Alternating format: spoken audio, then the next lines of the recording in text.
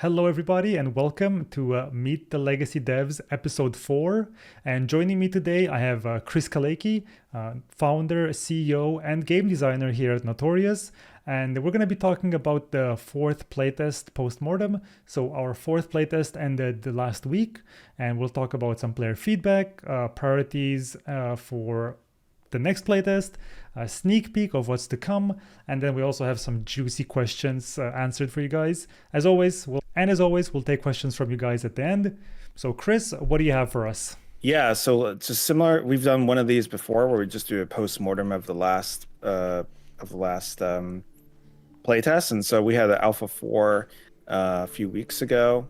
And so I just want to talk a little bit about it. This patch and this alpha that we did, we really just want to open up the game back to players again after the OTK Expo at the Winter Expo. So there were some updates and changes in it. One of them was like, the priest sword and buckler and these things like that, but it was kind of a light patch, to be honest. So there wasn't that many crazy changes or, differences of the player's reception between the two builds because they were kind of similar. So very similar survey results that we had that you guys did in the survey.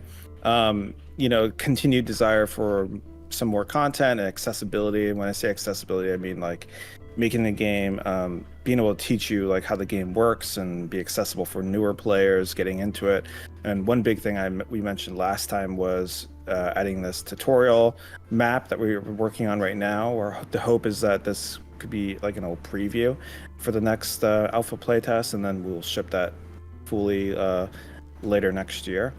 And then in terms of like most powerful classes and fun classes, it's shifted a little bit, but to be honest, the ratings are very similar to each other.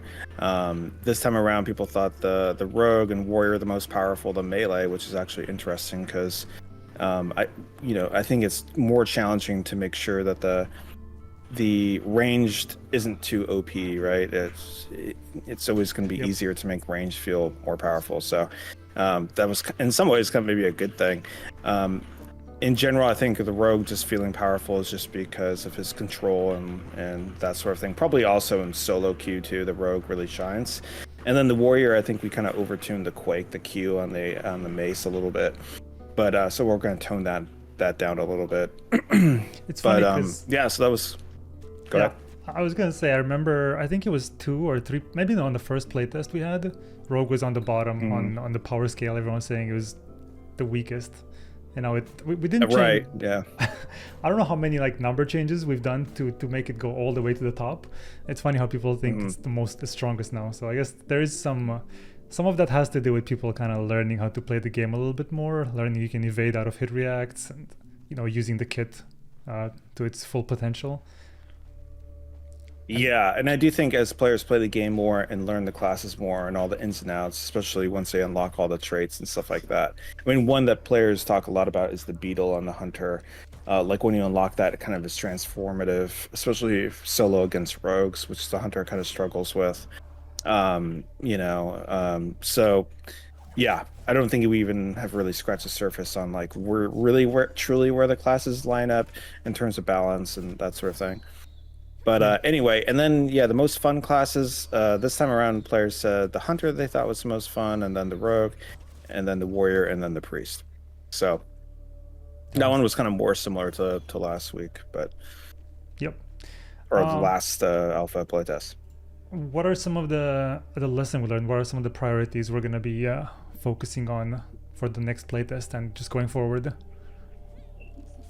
Excellent. Yeah, so priorities are very similar. Last time, this is the very same slide that we had last time, although this time now I added like another thing, which is working on some of the hunter's early game to make it so that she feels more consistent, her kit and capabilities. It is cool that you level up and towards the end you have new spells and stuff which open up more possibilities and you kind of get stronger a bit. That's kind of the idea. But I think right now, especially in solo, you kind of it's hard for the hunter versus melee in particular, and the beetle kind of really helps her with that. So we're gonna like take a look at that and make sure, because it was a point of feedback that a lot of players mentioned. So going to look at that as well. But yeah, we really have something we're very working on a lot right now is a lot of bugs and polish of the game right now. Um, and adding some more variety of creature encounters. So really excited about that. We just did a playtest today internally, and some of those new encounters were in there. And then yeah, we're working on this tutorial map. I place tested it myself, gosh, last week, and it's looking good. And I think players will like that. It really fits the bill. I think what everybody is looking for. Do you want to talk a tiny bit about the tutorial map, just in case people weren't here on the first episode? Just what is it Yeah, exactly? yeah. So the tutorial map here, this map here in the top right is the farm map. So we're gonna have a farm map that anybody can queue, not just like new players. But the tutorial experience, this first time user experience, is this one little part of the map that's in the bottom left. So so it's kind of two maps in one, really. So what we're going to ship first is this tutorial map for new players, and then later on we're going to ship like the larger farm map that you could just queue in the queue. Max players at max level could experience it, and it will have like its own ecology and things in it that are players will care about gathering, and maybe it's the best map for gathering up. I mean, obviously, like food and stuff like that makes perfect sense, but there'll be some other new creatures and encounters and stuff that will be introduced in that map that will be important for the economy and crafting and that sort of thing. Yeah, so we're super excited about that. One feedback that I noticed internally in the team, and I think even some players mentioned, is like, what if you can go into the farm map? It's like kind of more of like a hangout area, and you could like fight dummies and stuff like that, like test dummies and that sort of thing. So we're talking about that too, and so maybe you could re-queue back into the Fatui, into the tutorial area, and just kind of use it as like a little hangout area, kind of test mechanics and duel people and stuff like that. So we like that idea. So it's something we're talking about as well. Yeah, so we spoke about this a bit last time as well. Our combat is quite complex. It has a bunch of layers that aren't necessarily too well explained at the moment. Like, for instance, people were saying, how are you supposed to know that, pressing X puts your weapon away so you don't use stamina while you sprint and stuff like that? And that's what the tutorial map, amongst other things, is gonna aim to explain and kind of demystify the combat. And yeah, I think you guys are gonna like it. Yeah, we also have some other ideas here as well of like if you play Deadlock, they have this thing in the game where it's like how to play, and it's like these little videos, and you click around and you can kind of see different parts of the game and how like different mechanics and combat things work. Think about doing something pretty similar to that potentially as well in the game, just so that for new players just checking it out. You could do the tutorial map as well, but then you could just click through this and quickly kind of learn some parts of the game or get a refresher. Right. So now for the next playtest, whenever that may be, and we'll talk about that. Can you give us a little sneak peek of what's coming? Yeah. So I put this slide here. One of the biggest things coming in next patch, and if you've seen our roadmap, and maybe we could link the roadmap later on, is it should come as no surprise. We've been working on a jewel crafting feature, and so this is going to go into this next playtest. We've been working a lot to try to like bug fix and harden it and all these sort of things, and hopefully it will be a kind of smooth experience. But yeah, so you probably have gathered rubies or emeralds and these gems like that in the game, so now you'll finally be able to craft these gems. So gems, I think gem slots will mostly be in the blue and epics. And so gear, it will start being introduced in those tiers. That could change. We maybe put it into more tiers than just blue and epic, but I think that's kind of the idea right now. And yeah, you craft the gems at the Enchantress, yeah, so we're super excited about that. It opens up a lot of possibilities, and you can kind of customize your stats a little bit that more than you've ever had before, and that will be exciting to see kind of like what gems people gravitate towards and that sort of thing. Yeah, and some of the gems augment like your damage type, and like and some do increase your stamina regen or stamina in general and that sort of thing. So will be really cool and interesting to see what you guys all come up with. Secondly, there will be two, I don't have pictures of them here, but two new creatures as well. This is something from a roadmap that we're going to throw into Greenwood. There won't be a lot of them like all over the place, but will be a spider and a wraith. The wraith is for playtesters who've been around for a long time, they may remember the Wraith, which was like this pink creature that everyone's like, "What the heck is that?" And it kind of just destroyed you. So, anyways, we finally have that creature in animations and stuff, and really excited about that. We're gonna do another Meet the Devs, of course, before the playtest, I think, next year, and so we'll showcase off a little bit there, and we'll show it. I don't want to spoil everything in this one. Because a lot of people have worked on that. Yeah, and so the more elite variations, I have the screenshot here of a new wolf type. It's like this alpha wolf, who's the white one, and has slightly different abilities, and then more health, more damage, that sort of thing. So it'd be cool. A bigger gradient of difficulty and abilities and Yes. encounters in the zone, just so that you'll feel a sense of progression even in Greenwood. One thing that has also been mentioned a lot in the feedback is cheesing some of the encounters, some of the elites like the ogre and stuff like that. I think we've talked about this idea of cheesing or like the difficulty of PvE creatures in the game in the show or in Discord before, but obviously the game is a mixture of both PvE and PvP, and we spend a lot of time and effort. The door bug. But anyways, so yeah, we are going to have we fixed a little bit of these most gratuitous parts of the cheesing, which is kind of like getting the ogre stuck into like a doorway and these things like that. And so we've addressed some of those issues, but generally, it's okay if players kind of like ping pong kite the creatures around a little bit, because it's not supposed to be like insanely hardcore, the PvE in the game, because obviously you can be ganked at any time, and that's just kind of how the game is. But anyway, we did address some of that so that there'll be a little more what's the word? Protection. Less cheese. Yeah. Yeah, lactose intolerant. Like, No cheese. I did see people on the playtest doing some interesting strategies. They were like gathering up all the skeletons in the castle and armor and red skeletons and just getting them, like just closing a door in front of them and getting them locked, and they just slap them through the walls. That was great. Good job, guys. Yeah. The last thing I put on here is a new module or furnishing in the lodge. The lodge is something we're going to be fleshing out, adding more functionality and impact on the game soon. The ossuary is really kind of, gosh, how to describe it? It's kind of a chest or sort of a magical box that you put body parts in of enemies you've slain.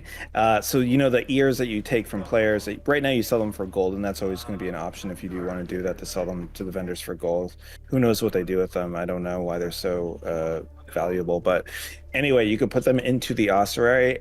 And how it works is that you put, and we're really interested in your feedback on the system, but basically what you do is you put all the body parts, you put monster parts and goblins and stuff like that, goblin ears into the box, and then if you put enough in it for the week, the next week you'll get a favor buff. And so all of your favor is the mechanic that the vendors use, the experience basically, and so you get a blessing from the blood god basically. And so really during the week you just want to kill a few players, put their ears in that box and maybe some bones and stuff like that, and then next week you get a buff. So that's kind of like how that mechanic works. So now really PvP really kind of matters in progression as well a little bit. But if you really want to avoid players and it stresses you out and you didn't get enough ears for that week, you could put some monster parts in there too, and that's the blood god is sated even from that.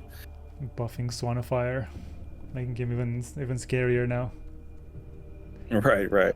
Yeah. So it's like a fun feature. We're trying to like add like a little bit of lore and backstory as well with mechanics like this. Yeah. Yeah, it's cool. Oh yeah, I saw someone asked about the Death Ball. Death Ball is going to be in this next playtest as well. We just kind of I saw this morning. Everybody, we have like the Death Ball team working on it, and there's some rough edges and some challenge in the tech of getting that to work correctly, but it's looking good. That will be one of the things the team will showcase to you in the next either the next one or the one after the Meet the Devs. But we're excited about that. Yeah, we got a lot of people working on the Death Ball this week. Okay, you want to jump into some questions? So these are some of these are some of the most asked questions we've had recently, and then after these, I'll invite you guys to ask Chris stuff yourself, just like every other time. So for the first question is a pretty big one: is when will early access begin? How much will the game cost? And how long will the season be? That's a big question. Chris? Yeah, it's kind of cheating. It's the 3 questions in one, really. But in general, yeah, this is like probably one of the biggest questions asked in the survey. And so when earlier access will begin, so this is a question that was also asked at the OTK Expo by Olivia, or Ovely, sorry, not Olivia. And really, it's going to begin very early next year. I don't want to say the date just yet. We'll probably announce the date very soon, but it's gonna be very early next year, so in the first like quarter, Q1 next year basically. And we're kind of triangulating the exact date, but it'll be very early next year.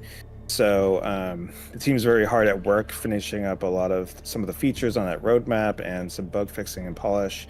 The zone is looking incredible. We just did this whole pass of it, adding this new grass to it that makes it like really pop, in the skybox as well. Like the sky, something I personally was really excited about for a long time, is finally being added, and some fog, and the castle areas are being completed and getting fully arted and stuff like that. So it's all kind of coming together. This is the great part of game development, where everything sort of coalesces and you're like, wow, it's feeling like the game. Sounds like a game. Yep. Yeah, exactly. It's like, I get it. So so that's the current date, Q1 next year. How much will it cost?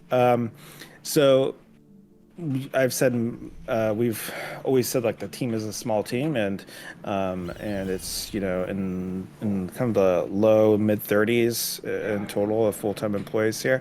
And so since we're small, we can kind of target a lower box sale. So we are going to have a box sale for the game. And the price right now, again, don't hold me completely to this, but it'll be in the ballpark of like $24.99. Oh. Yeah, $24.99 for like for the box sale of the game. We're talking about doing some other additional what they call SKUs, like different tiers as well, for players who really want to support us. There's been some of you who've mentioned that as well in the surveys and then feedback and stuff like that. And so we're talking about those as well, and fun things to put in there like cosmetics and other things. And we'll have more to announce there later. Yep. And then how long will the season be? So we're not quite sure yet. I think the answer to that, which is an annoying answer, is really just like, what is the most fun experience for like a season to be? During beginning of early access, it probably makes more sense to kind of reset a little more often, every few months. But maybe we could extend that later on. I really want to know from the players what feels like a good amount of time where things start to like feel stale, and then we reset stuff. But the game is designed with a seasonal model, and we're even talking about other gameplay things we could do for seasons, and how each season could be slightly different, like a little affix and stuff like that. So it really will be part of the core loop and the core gameplay and experience, but probably like 3 months or something, 2 to 3 months. And that's just like you said. Probably it's gonna be the case in the start. We're gonna like settle on what feels good cadence as the game progresses. See what the players want. See how fast the players progress. We don't want the game to become boring or stale, but we also don't want to just reset before you get the chance to get to the peak of your power, we just reset the season. That also wouldn't feel good. So it is a bit Yeah, of and we'll talk about this at a later time, but we also have other plans for as the season goes on. There's like things that start to unlock towards the end of the season, which changes the gameplay and the player's experience and things you could do. Yep. So, yeah. All right, good. All right. Big answer. All right, second question we have is will the server queues be consolidated? So right now we have a server on NA West, NA East. We also have Asia and Europe. And I'm guessing are we going to combine the servers into one big server, at least for NA? Yeah, there's some feedback I noticed from players that makes perfect sense. I played every day during the playtests, multiple hours. A lot of us internally play the game a lot and really, sometimes need to focus more on the game than playing it. But so we get it, like towards the end, like and it makes sense, like it's an alpha, it's a smaller one, so not every region is not going to be super populated. And so towards the end, we did talk about, oh, do we want to consolidate to one server? There's some technical limitations why we couldn't quite do that, but this time around we are going to make some changes to where we could flip this on, so we can kind of merge them towards the end based on concurrency and activity.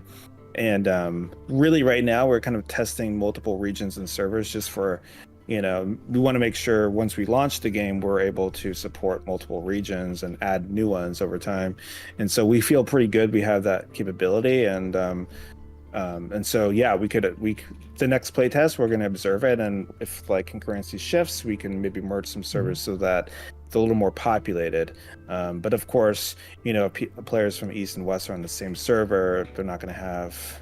There's going to be a variety of different ping. Someone's going to have an advantage a little bit. Yeah. But yeah. Go ahead. And speaking of the next playtest, you brought it up. When is it happening? When's the next playtest? Yeah, so I answered this question in the Discord as well a little bit ago. The next playtest will be early next year, so it'll be right when we come back from the break, probably the second week of January. And I think it's right now we're targeting January 15th, I think. Yeah. Yep. Yeah. So that's the current date right now.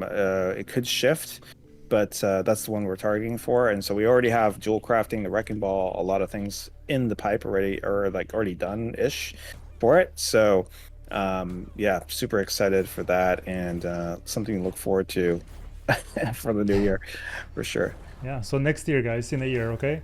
So one more question we have. Actually, we have two more. Another question is, will loot rewards in Red Key, crypts, and treasure rooms be improved? And those are, in case you don't know, throughout your journey, you can find some secret keys, and these keys will unlock some treasure rooms, or the Red Key will unlock like a special extract, which also has a bunch of treasure laying around. And we've got some feedback that the reward from these treasure rooms is just not as exciting. When you find the key, you're kind of like, oh, finally a key, and you go there and it's not that exciting. What's the plan with those?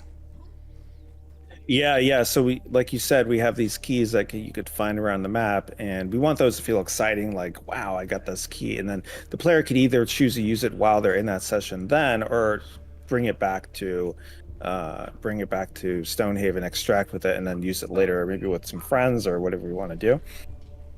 And by the way, tip is, it's always a good thing to put that in your soulbound pouch, just so if you do die, it's one of the good ones to put in there.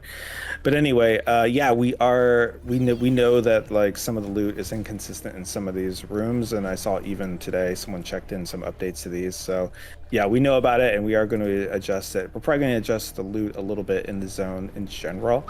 It's a good thing to give us feedback on as well. It's like where in different parts of the map you feel aren't rewarding, or opportunities to add other loot chests in different areas. Let us know. Always interested in that. But yeah, we're juicing them up for the next playtest. Alright, they're getting juiced up. Awesome. One more question is, what are the plans at Endgame? Endgame. Yeah. So with the plan, there's a multiple things that get multiple different threads of progression in the game. Some of them are in the game right now, and some of them we're adding later on. Like I just talked about jewel crafting. Jewel crafting is sort of an end game feature. As you level up and as you progress in the game, you'll gather more and more gems. You begin socketing. It's something that is another layer of progression and interest towards the end of the game. Um, Another thing that will happen at Endgame is in we'll be building this out during early access, but adding additional maps that you can queue into that may unlock at different levels, and have some sense of progression there. We also have this system called the Chronicle. The Chronicle is sort of like a season journey, and so each week during the season, or a portion of the weeks, it won't be like every week probably, but there'll be like a new quest that you get that unlock that asks you to do something in the map that's specific, and if when you culminate the Chronicle towards the end, it will be like an encounter, like a boss fight that you want to gear up for. If you think about RPGs or even WoW and MMO, it's sort of this attunement thing. You're grinding towards the end of the patch or the cycle or something like that, and it'll be the same sort of feeling. Like you're kind of progressing through the season, and at the end something unlocks, and it's like a cool fight, and then you do that, and then you're kind of like, that's the season capper. So that's kind of the idea with the Chronicle that we're looking to do. And there's a bunch of other various systems that we have planned as well. There's another quest system called the campaign. Campaigns are just sort of quest lines. That this is a system we'll be putting in during early access. Another thing I think as well, last playtest, some of you played the arena. We're thinking about the arena as more of like an end game feature. Maybe you have to be max level and things like that to be able to enter the arena. And we have like a different system and way we want to design the arena experience so that it doesn't like compete with the core system of the game or the core loops and becomes bifurcated.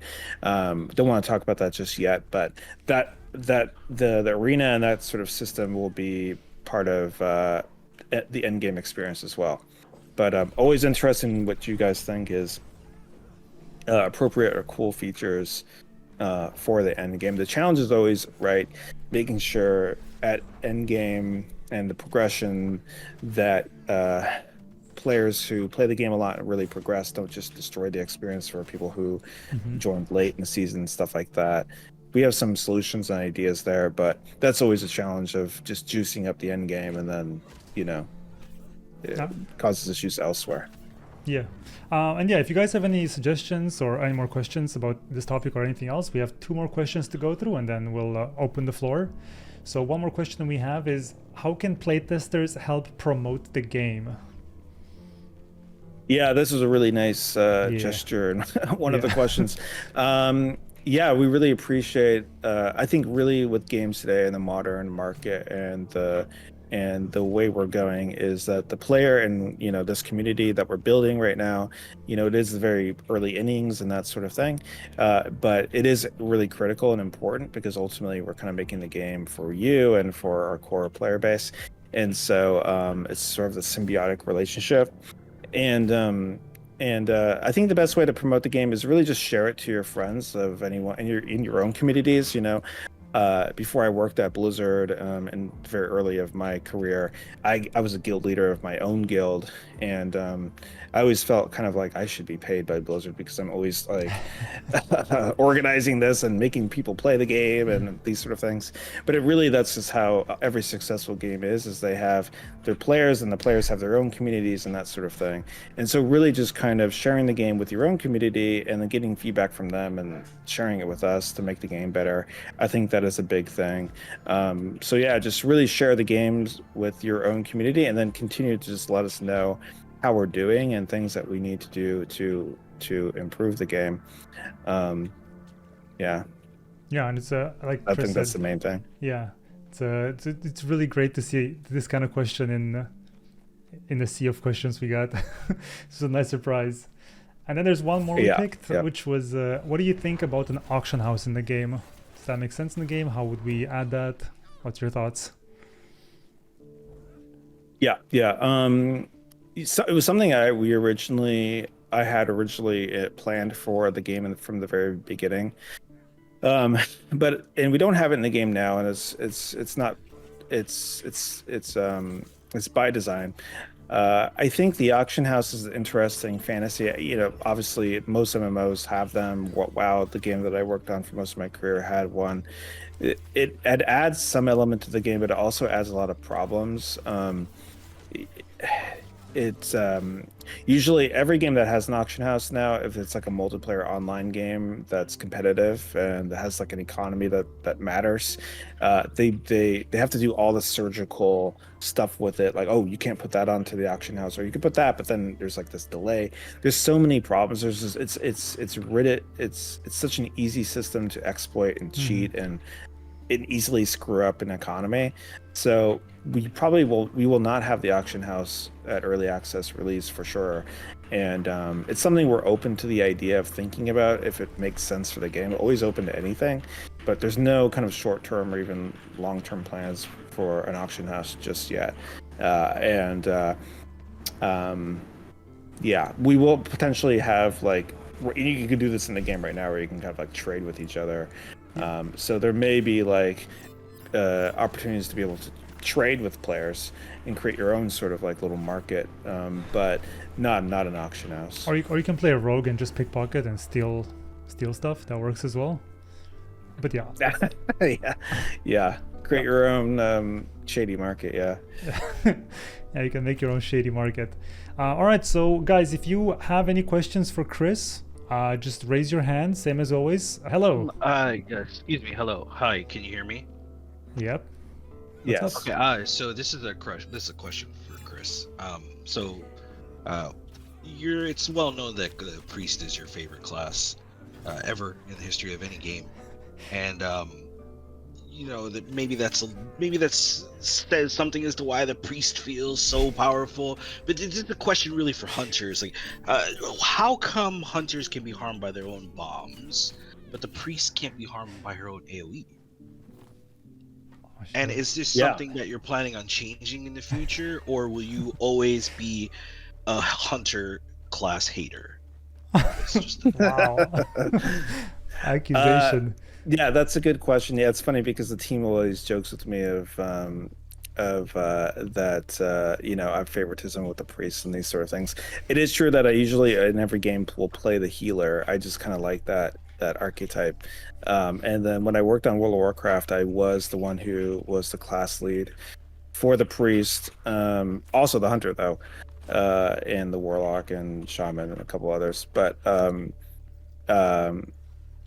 yeah, I mean, the tricky thing in design usually with some of these classes that a lot of people don't play is you need to have like an advocate for. You want to have an advocate on a dev team for every class, otherwise things get wacky. And you also need to be able to be objective about all the various different classes to make sure, you're an advocate for the whole system. Otherwise, it gets really complicated. But yeah, jokes aside, about like the hunter. So the idea with the hunter's grenade, so she has 3 different grenades. She has the regular grenade, which is like a Call of Duty kind of grenade. It just does a lot of damage. AoE, it knocks everyone down. We don't have a lot of this in the game just yet, but it does destructible damage, so it could like blow things up and stuff like that. Imagine bridges falling and stuff because of it in the future. So it's really strong in those sense, but then it also has a louder sound so that you give off where you're at, so there's like some kiss curse to it. And it can also bounce around like terrain. So one of the things I like to do with it is there's some areas in the map where there's like these little micros, like underground areas, so you could throw it in this hole and it bounces around in there and it explodes. It's really good if like a player's hiding down there, that sort of thing. And you could also prematurely blow it up by shooting it, so if you really want it to go off you could, but it takes some skill to do that. So that's like one of the grenades. The other one is the spore grenade, which this one I think is probably the one that we may shift the starter grenade to, which is a little more easier to play. You throw it, it blows up on somebody, does poison damage, a little poison cloud, and then so it's a little more accessible to use.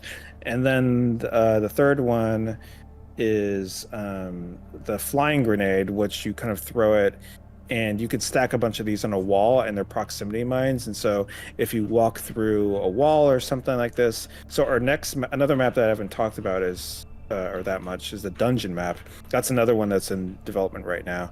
And in this map, the best grenade I think to use, or there's a really interesting use for this, is that you put these sticky grenades on a door opening, which by the way, the dungeon is mostly just corridors of like it's a world of first. like hallways and that sort of thing.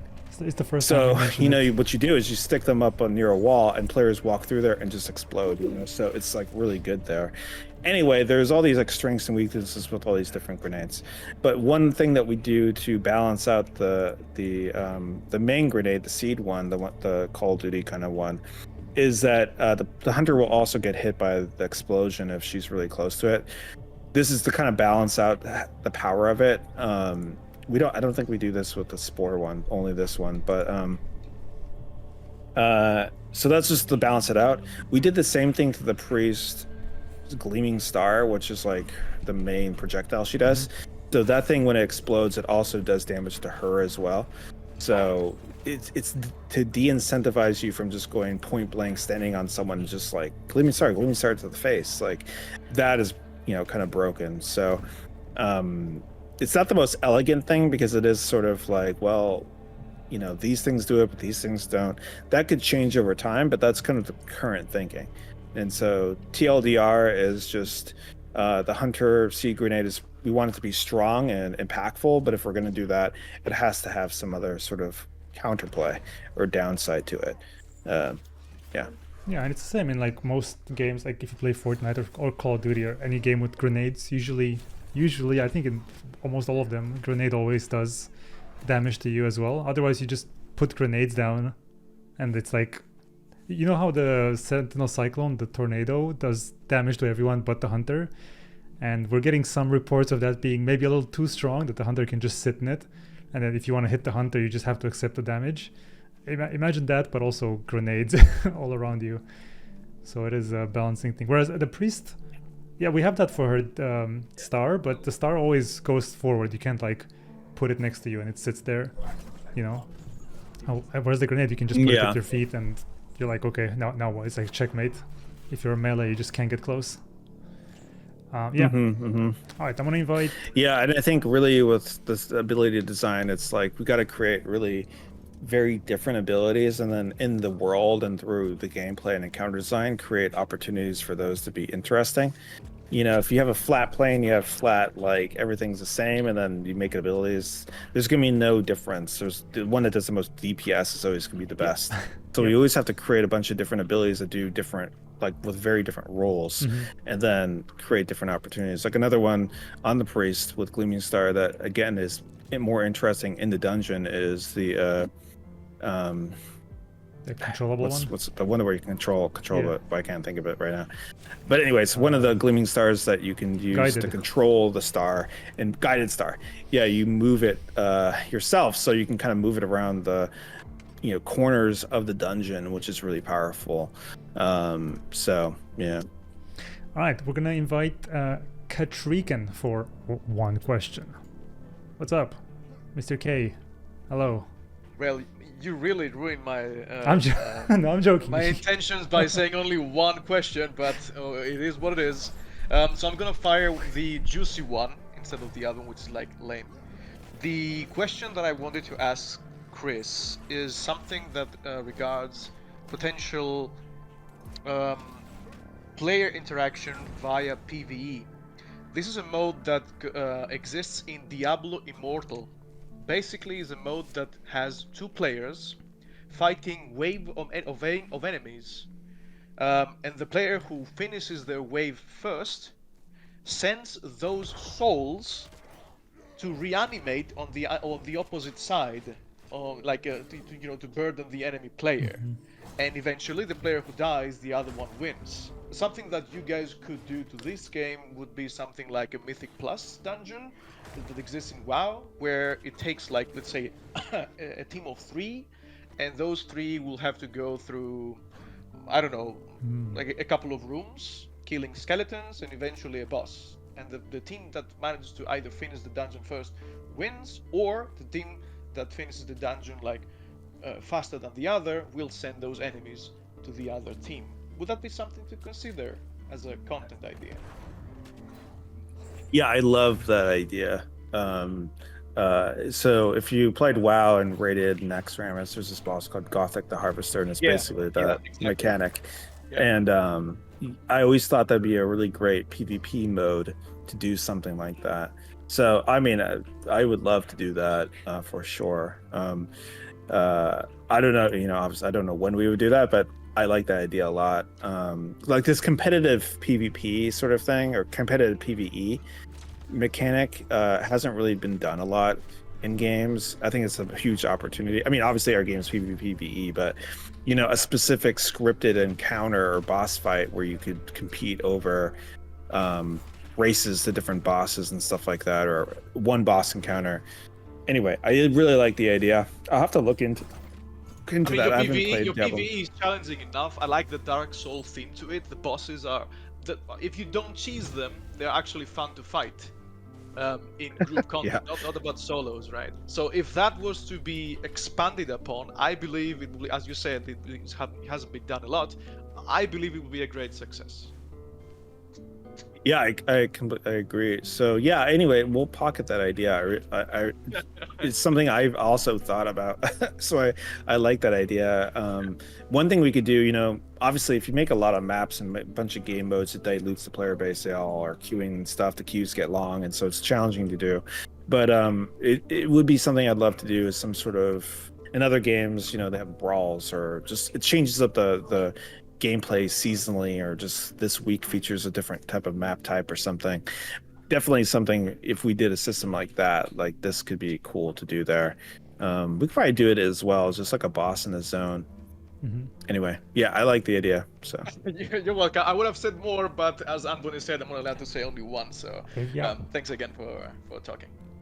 So I just had a quick question about the Chronicles. I thought that sounded really cool. Now that big boss, like at the end of the season, is that going to be like on the map? Will we get to see like a ton of other players there all killing it at once, and then we just all kill each other after and take the loot? Because that'd be awesome. yeah, that's the current idea, is that it is in the map, and it is other players can kind of attack you there. It's not an instance.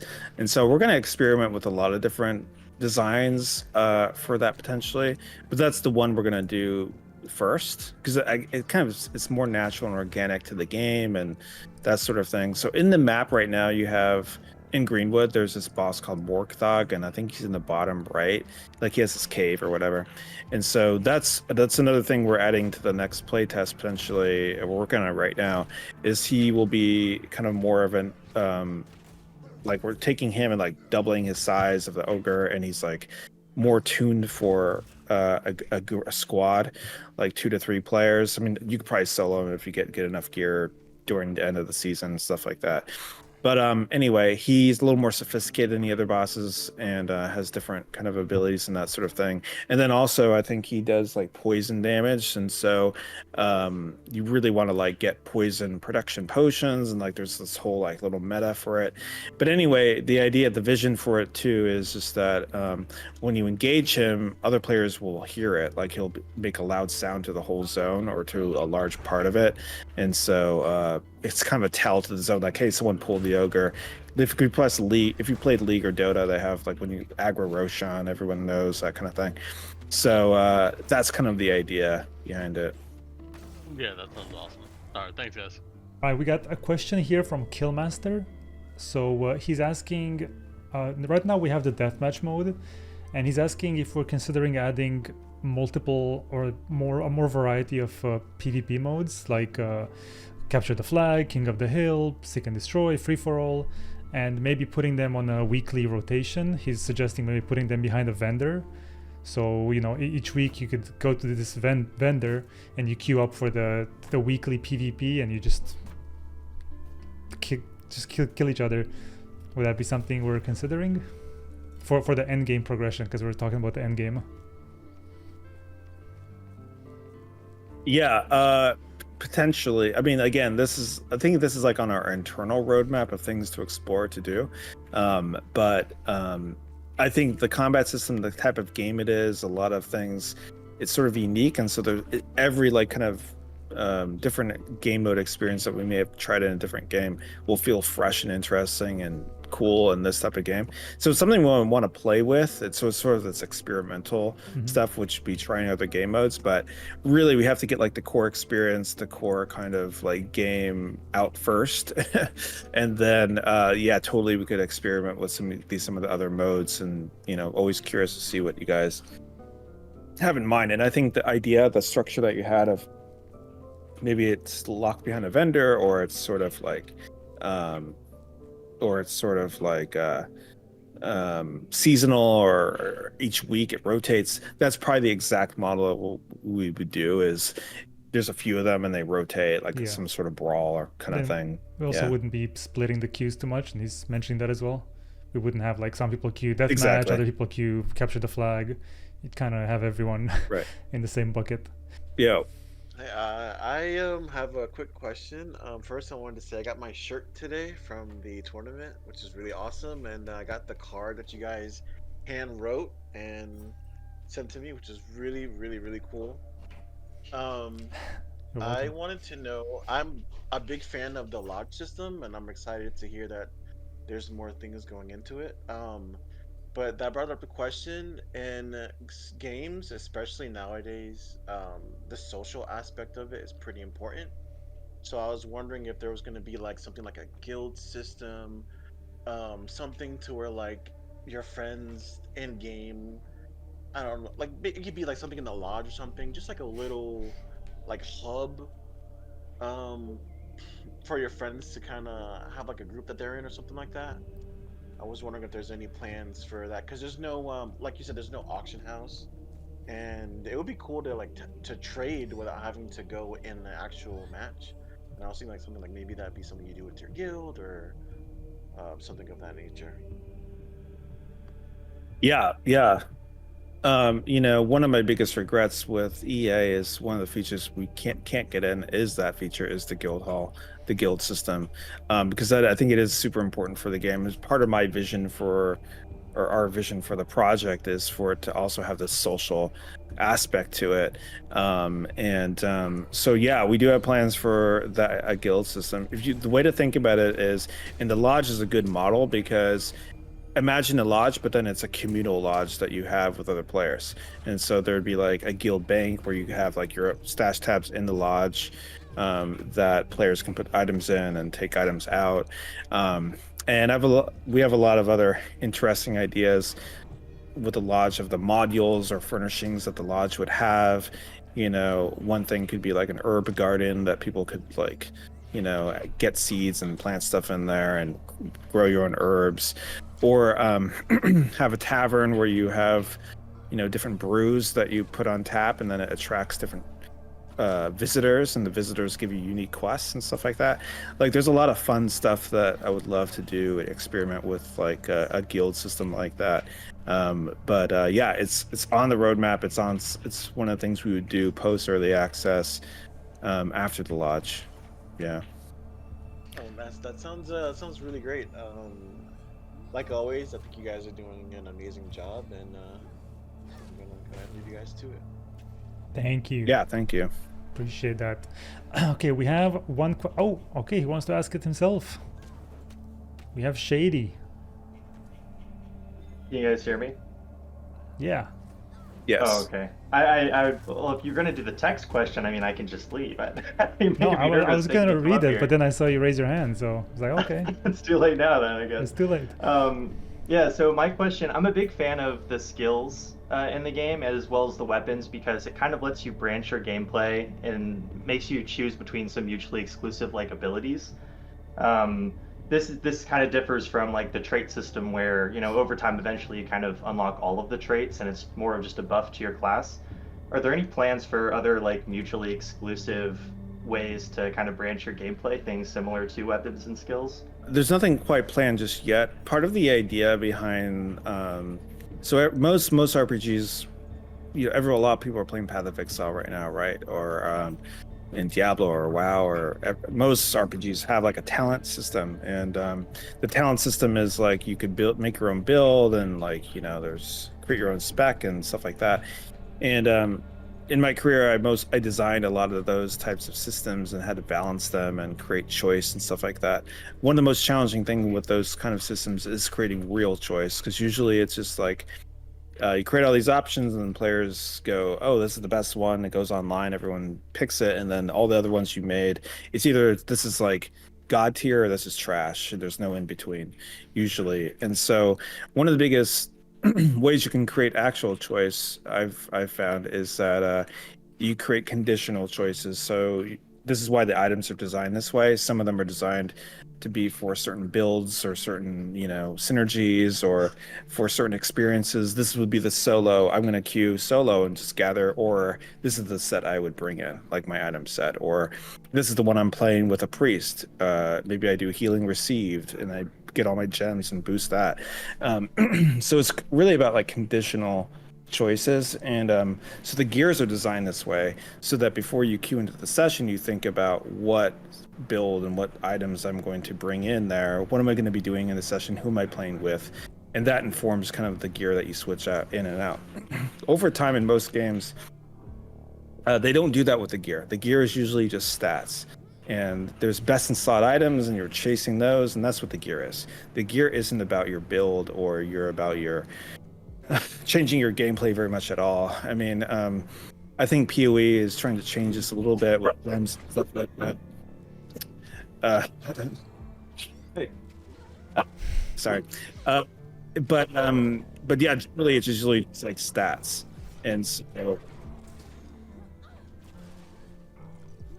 Sorry, but anyways, so that's why the gear is designed that way. I think we could have like another layer of progression later on, which is like something similar to like a talent system, but I kind of want to see and let this current system settle with the gear and with how the traits are designed right now. What the traits are just really about to create depth between each of the different classes, not really to create like builds per se, because you do unlock them all at max level.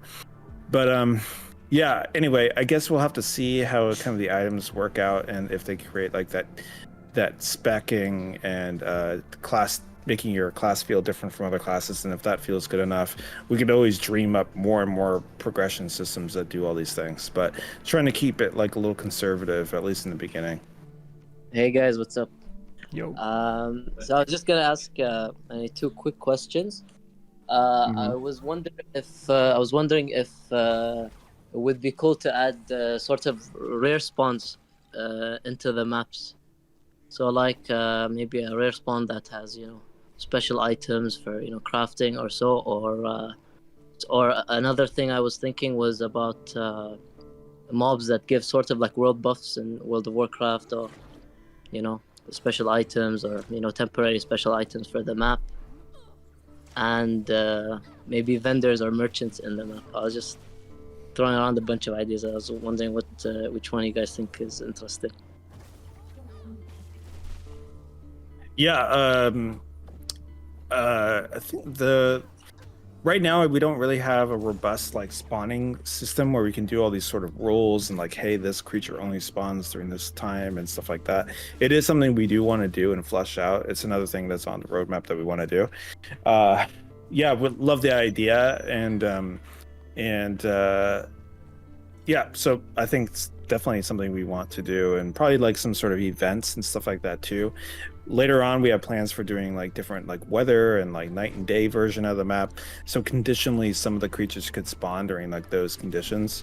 So yeah, totally would love to do that. What about like low like mobs that have like a low chance to spawn? Like for example, it's like a 1% or 2% chance to spawn. So it would feel like it's like a big event when you see that mob, and it might have like a special item or something for crafting or something along those. Yeah, no, I love that idea, for sure. Yeah. We And the other one was like I was just imagining if you're doing a sort of like a dungeon run, and you would go halfway through the dungeon and you would find like sort of a vendor that would allow you to maybe restock on items halfway through the like a dungeon run or something. something along those lines, or to give you different, specific items to that dungeon. I thought that would be something cool to add to the type of game you guys are creating. Yeah, that was all I wanted to say. Cool. Yeah, I mean, I like that idea too. Part of the idea with some of the maps is that certain items would be good for the map. Like if you imagine like a swamp or something and it's all about poison, well, you want to build like a set that's like anti-poison or good against the creatures in that zone. So definitely something that we want to flesh out more over time. Awesome ideas. Thank you guys. Thank you for the question. Yeah, we did talk internally about the possibility of maybe having some wandering vendors on some maps. It's not in yet. It's not going to be in right now, but it is something we have been discussing, maybe potentially as an idea. Yeah, that's awesome. That's really cool. cool that you have the same suggestion. Awesome. Hey, so I was wondering, since you guys were planning on doing like seasons, I was just wondering if you guys ever played Dark and Darker? You guys know anything about it? Oh yeah, of course. So they have like the season thing where you can, I think you get like a certain amount of like AP or something, and you rank up to different tiers, and then at the end of the season, you get like rewards for it. I was wondering if you guys were planning on doing anything like that. It's not necessarily like a battle pass thing. It's like a in-game accomplishment, and you get like different tiers. And at the end of the season, they normally do something where they give out like, I don't know, like gear for the next season, maybe early on, or cosmetics, or just things that people have a goal while they're playing that season, and they can kind of grind, and it gives them something else to do past the quest and PvP. I was just wondering if you guys were planning on doing anything like that. Yeah, for sure. Yeah, it's kind of similar in essence to the system that we had on WoW in PvP, which was like, although that one was more of like percentages, but you would like get certain rating, and then you get like most PvP games do this, where like you're bronze, silver, gold, plat, etc. And so if you're able to achieve certain things there, you get some sort of reward at the end. And so, yeah, I could totally see us doing something like that. There's some stuff planned for that already, kind of in tandem with the Chronicle and the season journey. But yeah, I like the idea. I think that makes a lot of sense. And usually it's a good idea to make some of those achievable to everybody and not just like the top 0.002% or whatever. Just because it gives you a reason to, a checklist of stuff you could do that feels like impactful. And yeah, absolutely. Right, yeah, it's passive, because in that game you can get it without PvP, and you can just get it by playing the game, and surviving and being successful with your extractions and stuff. So it's not catering to like hardcore PvPers or anything like that. It's just catering to people that play the game and are successful at it. It was just like, with just saying that, I was wondering about like titles. Are titles going to be in the game? Like title that you have over your character's head or something like that? I don't know. This is a weird question. No, it totally makes a lot of sense. One thing that we'll probably do during early access is, I don't know when we would get something like titles. It makes perfect sense to do that, but some sort of leaderboard where now you can see, who has the most kills, who has the most extracts, these sort of things, is also something we want to do, and that's kind of would be the first step. And then you create titles around achievements, titles, those sort of things. Definitely something we want to do in the future. All right, thank you guys. Thank you for the question. That's it for today. Thank you everybody for watching. Again, if you're watching on YouTube, watch us live on Discord. I'll have a link in the video description. And we'll see you guys next week. Next week's gonna be Christmas, so we'll see when. Yeah, we're still deciding if we're gonna when. do something next week or not, but we might. And so if we do, it'd probably be like the day after Christmas or something like that. But yeah, thanks everybody, and yeah, we'll see you then. Yeah, see you then, and have a beautiful holiday season. And see you later. Yeah. All right. Bye. Bye. Merry Christmas. Bye.